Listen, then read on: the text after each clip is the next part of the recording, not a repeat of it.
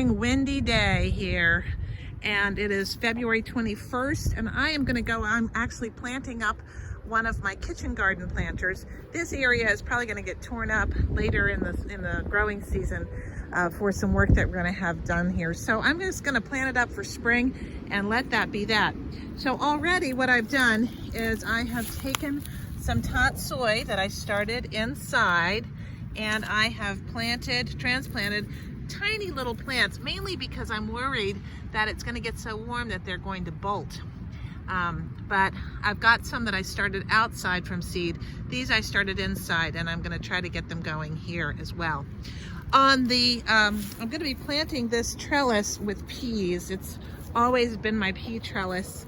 And as you can see, I have planted several. These are Mammoth Melting Snow Peas that are going to be in this side.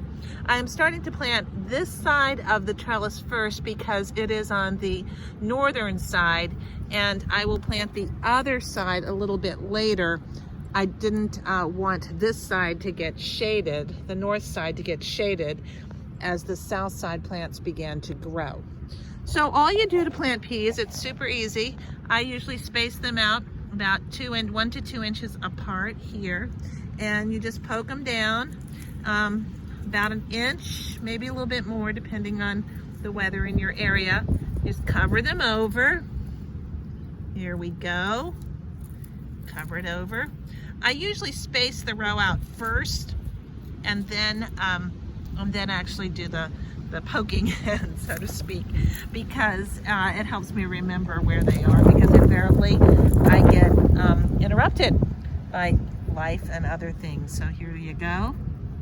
Super easy to do, really nothing to it. These should sprout in about, with this weather being so warm, I'm thinking it's going to sprout in about maybe 5 days or so. We really don't have anything too cold in the forecast for the next 2 weeks. So I'm gonna just roll with it and see what happens. The first thing I do is just clear the mulch away and pull it back. I do just a tiny little bit of loosening of the soil, although in a no-dig method, these beds are now 3 years old, and they are just super friable and easy to dig. So very, very little is needed to get the soil ready. It is so windy today.